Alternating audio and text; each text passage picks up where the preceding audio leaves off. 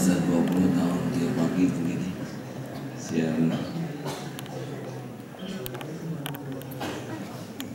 Waalaikumsalam warahmatullahi wabarakatuh. Alhamdulillah. Assalamualaikum warahmatullahi wabarakatuh.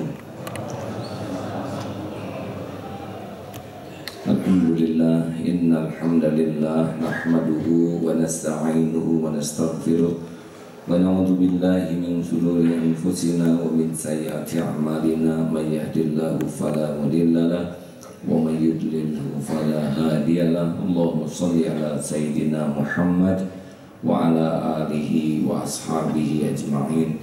Rabbana la tuzigh qulubana ba'da idh hadaitana wa hab lana min ladunka rahmah innaka antal wahhab. Amin ya rabbal alamin. Hadirin, jadi ada orang yang beruntung. Siapa yang beruntung adalah yang disebut robihun. Setiap hari dia efektif melakukan perubahan makin baik. Dan ada orang yang khosirun, orang yang rugi, yaitu yang stagnan, tidak ada perubahan. Hari berganti hari, tapi dia tidak rubah ilmunya, tidak rubah amalnya, lempeng saja. Itu khosirun. Dan ada yang halikun, orang yang celaka, yaitu hari berganti hari dia menurun terus, akhlaknya menurun, ibadahnya menurun. Jadi orang-orang yang celaka itu adalah bukan orang yang jatuh dari tembok, bukan yang ketabrak beca. Orang yang celaka adalah orang yang hari berganti hari dia menurun. Mungkin uangnya nambah, mungkin ilmunya nambah, mungkin kedudukannya nambah, tapi imannya menurun, akhlaknya menurun, ibadahnya menurun. Ini orang yang celaka. Pilihan kita cuma satu, karena kita tidak tahu kapan akan mati. Kita harus melakukan perubahan diri dari hari ke hari. Nah, masalahnya kita tidak menemukan perubahan ini kalau tidak evaluasi. Kita harus punya standar dan punya target. Nah, kalau tidak ada evaluasi, ini menukik pelan-pelan ini. Yang biasa datang ke masjid sebelum azan sudah cari saf utama, lambat laun tidak terasa dia datangnya ketika sedang azan.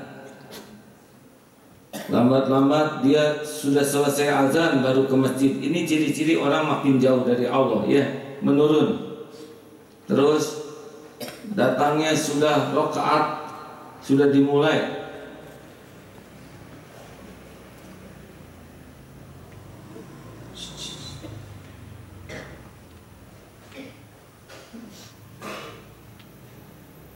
ada yang ngobrol di atas.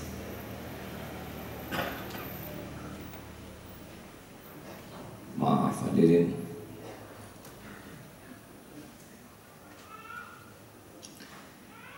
Turun. Biasanya ke masjid sholat sunnah, sekarang tidak ada, langsung aja takbir. Biasanya sesudah sholat zikir enak, hilang zikirnya. Lalu yang biasanya sesudah sholat sunnah ada rawatib, tiba-tiba banyak kegiatan ke bawah, turun saja. Tahajud yang biasa jam setengah 3 turun jadi jam 3, setengah 4, jam 4. Lama-lama pas azan mau tahajud. Baca Quran, ada yang sehari minimal 1 juz, ya. Lama-lama jadi setengah, lama-lama 1 halaman, lama-lama pegang Quran juga tidak. Nah, ini adalah orang-orang yang dalam bahasanya futur, ini cilaka ini. Nanti makin garing hati itu, kering, gersang, nggak ada enaknya, mudah gelisah, dan makin jauh dari pertolongan Allah. Dan ini pasti bukan karena siapa-siapa, melainkan karena dosa kita sendiri. Pasti nih ada dosa nih. Hadirin, kalau kita makin jauh dari Allah, enggak ada tuh yang namanya tenang. Garing hati itu, mudah tersinggung, mudah gelisah, semangat belajar menurun, semangat menghafal, sirna, kendor. Dan udah, kita tuh hanya bagian capek saja. Nanti ada masalah ini galau, takut, belum lagi ada cobaan-cobaan dalam hidup ini. Jadi hidup tuh hanya seksi sengsara saja. Makanya sebetulnya orang yang dekat dengan Allah dengan orang yang jauh dari Allah sama, bakal banyak kejadian yang tidak diduga. Hanya bedanya kalau dekat dengan Allah, Allah membuka mata hatinya jadi ngerti. Setiap ujian yang ada tuh dibuat tenang, dibuat paham dan dituntun untuk jadi mengetahui solusinya, ya. Wa may yattaqillah yaj'al lahu makhrajan. Kadang Allah malah ngasih pertolongan dari yang tidak diduga-duga. Tapi kalau kita terhijab jauh dari Allah, ya seperti masuk ke dalam hutan yang tidak ada yang nuntun, capek, tegang, takut, was-was, galau. Nah, itulah penderitaan.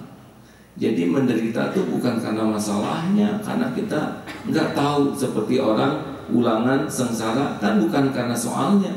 Sengsara itu karena nggak tahu jawabannya. Karena kalau tahu jawabannya, sesulit apapun soal, tetap saja senyum. Benarkah hadirin? Yang paling enak kan diberitahu oleh yang maha tahu. Nah, inilah bahayanya futur. Kalau kita sudah berkurang, harus bagaimana sekarang? Harus cepat sadar.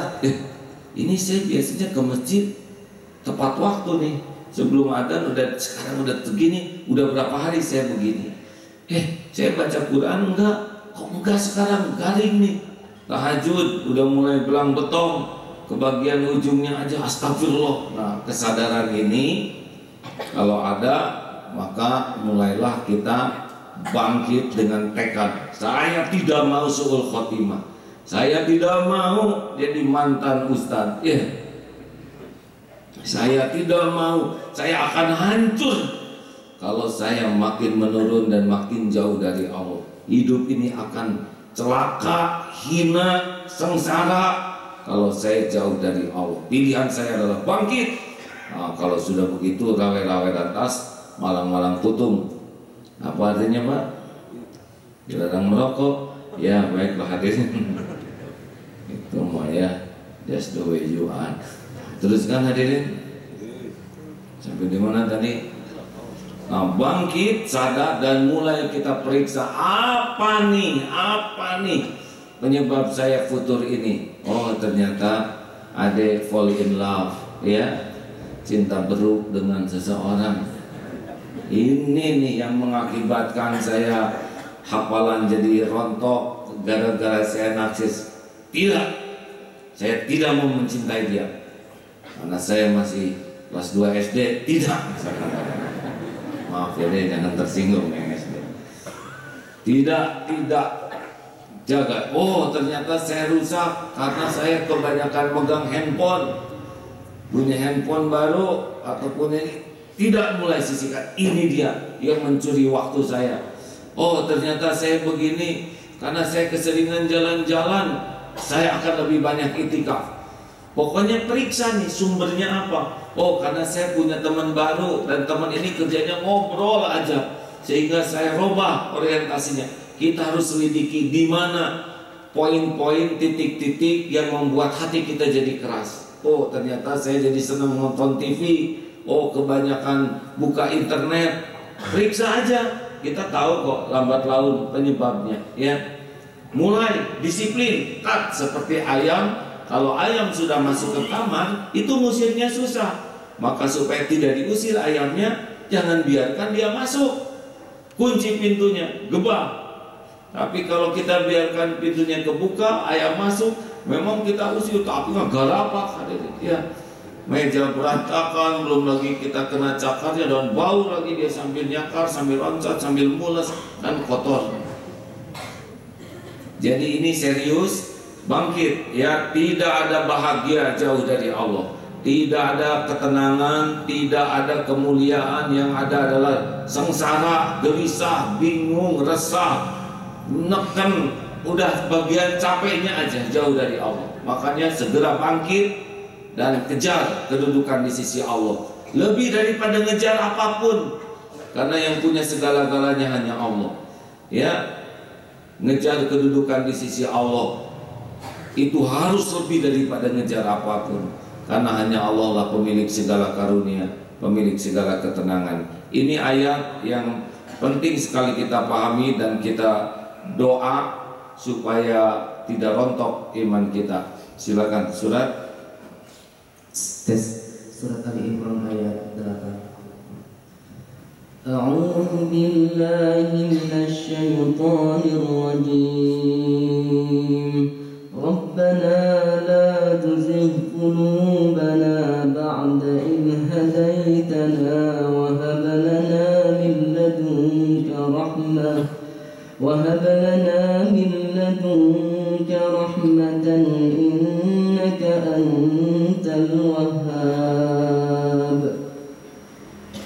Ya Allah, ya Tuhan kami, janganlah Engkau condongkan hati kami kepada kesesatan setelah Engkau berikan petunjuk kepada kami, dan karuniakanlah kepada kami rahmat dari sisi-Mu. Sesungguhnya Engkau Maha Pemberi. Jadi Rabbana, apa doanya?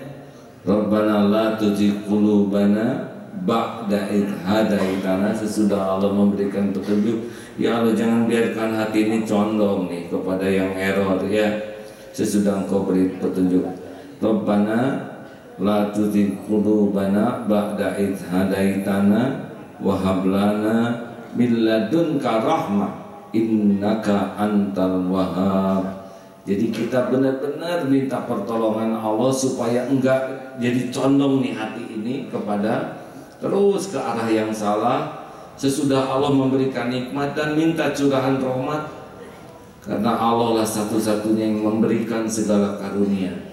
Plus doa Allahumma inni as'alukal huda wat tuqa wal afafa wal ghina, atau doa ya muqallibal qulub tsabbit qalbi ala dinik. Minta diberikan ketetapan ini di hati kita. Ini doa Allah mendengarkan ya. Kita tiap doa mau lirih, mau keras, mau pelan, mau bisik-bisik, tetap, karena Allah memperhatikan kita setiap saat. Allah juga tahu nih kita mulai nyadar, aduh astagfirullahaladzim ya Allah. Allah tahu nih kita nyadar, karena sebetulnya nyadar juga pertolongan Allah ya. Tiba-tiba aduh saya udah garing sekali, dan Allah tahu juga kita sedang nyiapin untuk bangkit. Allah tahu, tidak ada yang lepas. Pergulatan hati kita diketahui oleh Allah, dan Allah Maha menolong. Percayalah ya. Ayo segera bangkit sebelum makin terpuruk. Turun 2, naik 5, turun lagi 1, naik 4. Jadi turun naiknya grafiknya ke atas. Jangan sampai naik 2, turun 5, naik lagi 1, turun 7. Ini bisa suul khotimah. Pas mau naik ada yang datang, siapa nih? Saya malaikat maut. Nauzubillah, bisa suul khotimah. Nah, karena kita tidak tahu kapan malaikat maut yang hadir di depan kita, pilihan kita selalu segera sadar dan bangkit sambil minta tolong kepada Allah ya. Mudah-mudahan guru kita sudah bersama kita. Assalamualaikum warahmatullahi wabarakatuh. Halo operator, Pak Miftah sudah bersama kita? Masih dihubungi ya, sudah 5:17 ya. Kalau tersambung silakan dipotong. AA tugas hari ini hari Kamis ya, hari ini hari Kamis kajian asar kitab Al-Hikam, lalu pada maghrib tafsir, pada isya Marifatullah. Sudah hadir? Alhamdulillah sudah terhubung dengan Bapak. Baik, silakan Pak Miftah. Assalamualaikum warahmatullahi wabarakatuh. Waalaikumsalam warahmatullahi wabarakatuh. Alhamdulillahirabbil alamin. Alhamdulillah. Ya Pak Miftah, lihat itu sekarang banyak spanduk tentang pemakaman. Gimana itu Pak? Hah? Kilometer 105. Banyak potret Bapak itu sekarang. Iya, bagus karena ada pemukiman yang dicampur, nanti pusing, nanti ya terganggu gitu. Pak, kenapa kita memerlukan pemukiman Muslim Pak? Bandung sudah sulit untuk dijadikan tempat pemakaman jika kita perlu nanti sudah memberikan kemudahan. Itu yang kedua, memang dorongan juga dari komunitas, dari masyarakat Muslim. Ini ada komplek kuburan yang betul-betul kuburan Muslim gitu, dan penataannya Islami begitu. Penataan Islami, suasana Islami begitu ya Pak? Insya Allah. Berapa luas itu Pak di sana Pak? Yang sudah ada baru 3 hektar, tapi insya Allah akan terus bertambah. Iya. Itu tidak apa-apa dari sekarang Pak, misalkan sudah ngapling, ini ada beberapa ustadz yang mau ngapling. Iya, tentu tidak apa-apa. Dan itu kalau wakaf saja itu, tapi tidak untuk sendirian, tapi juga untuk orang lain yang tidak bisa wakaf. Mungkin suatu saat kita bisa bahas ini bersama-sama ya Pak. Karena banyak sekali pendengar yang pasti ingin di kuburnya itu lebih banyak yang mendoakan, lebih kondusif untuk didoakan begitu ya Pak. Betul, dan juga bagi yang hidup juga ada manfaat begitu, banyak indah begitu, dan tetap Islami begitu. Oh, Masya Allah ya. Hadirin, membahas kematian bukan horor ya. Maka Rasulullah itu menganggap akyas, orang yang cerdas. Begitu kan Pak ya? Betul, ya. Jadi kalau itu ngomong maut, enggak pasti maut ya. Baik, insya Allah suatu saat kita bahas ini ya Pak ya, supaya para pendengar paham harus apa, harus bagaimana kalau memang ingin ikut bergabung di sana. Masih hidup kan boleh Pak gabung di sana ya? Misinya kapan-kapan lebih lengkapnya sekarang itu. Iya betul, misinya kapan-kapan tapi persediaannya dari sekarang ya, Masya Allah. Baik para pendengar, kita simak kajian oleh guru kita Bapak Profesor Dr. Kiai Haji Miftah Farid. Silakan Pak. Assalamualaikum warahmatullahi wabarakatuh. Alhamdulillah rabbil alamin, wassalatu wassalamu ala asyrafil anbiya wal mursalin wa ala alihi wa sahbihi ajmain. Ya, para pendengar yang berbahagia dimanapun Anda berada, kita bersyukur kehadirat Allah Subhanahu wa Ta'ala. Subuh ini masih bisa bersilaturahim lewat udara. Maka kita selalu manfaatkan segala kesempatan kita untuk terus menyegarkan iman, meningkatkan kualitas hidup kita. Sebab seperti kita ketahui bahwa iman, kualitas hidup kita itu sering-sering tidak istiqomah, tidak selalu mantap, begitu berubah-ubah. Nah, oleh karena itu Allah Subhanahu wa Ta'ala sering-sering memberikan sejumlah ujian kepada kita yang kita rasakan sebagai sesuatu yang pahit, tapi sebetulnya itu adalah bermanfaat bagi kita. Sebuah hadis qudsi umpamanya saja menyatakan bahwa Allah Subhanahu wa Ta'ala itu mengumpulkan para malaikat. Kemudian Allah berfirman kepada para malaikat itu, malaikat-malaikatku, berikan sejumlah ujian kepada hamba-hambaku, biar aku tahu mana di antara mereka yang betul-betul kuat imannya. Nah, tentu ini jangan dipahami bahwa Allah tidak tahu, Allah tidak mengerti, Allah tidak paham apa yang aktualitas keimanan hamba. Allah pasti maha tahu, bahkan lebih tahu daripada yang bersangkutan, daripada orang yang bersangkutan.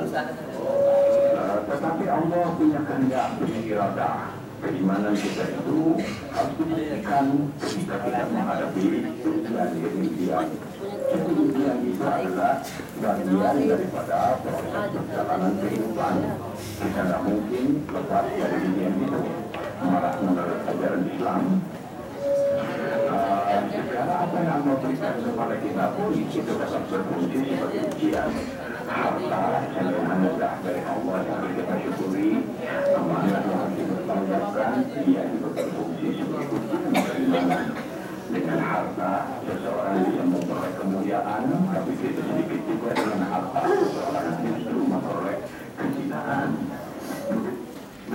juga jabatan, kedudukan. Allah memberikan jabatan kepada seseorang, kedudukan kepada seseorang. Itu anugerah dari Allah, harus disyukuri dengan melaksanakan tugas-tugas itu sesuai dengan perintah Allah. Ia adalah amanah, harus dipertanggungjawabkan tidak hanya kepada anggota atau rakyat yang memilih, tapi juga harus dipertanggungjawabkan di hadapan Allah Subhanahu wa Ta'ala. Dan yang berikutnya tidak boleh lupa, jabatan kedudukan itu pun adalah merupakan ujian keimanan dan ujian kehidupan. Ujian keimanan artinya dengan jabatan seseorang bisa bersama dekat dengan Allah. Tapi dengan jabatan bisa juga dengan kedudukan, bisa juga seseorang justru bersama jauh dari Allah. Sebagai ujian kehidupan, jabatan itu bisa memberikan ketentraman, ketenangan, kemuliaan, kehormatan. Tapi juga bisa sebaliknya, gara-gara jabatan itu kemudian seorang memperoleh billah, kehinaan, malapetaka, kebencian, dan ketidaksenangan orang kepada seseorang yang punya kedudukan. Jadi itu adalah ujian dari Allah Subhanahu wa Ta'ala. Kehadiran putra juga begitu. Putra juga anugerah dari Allah, amanah dari Allah, tapi tidak boleh lupa ujian dari Allah. Dengan kehadiran putra, sebuah keluarga bisa bertambah mantap.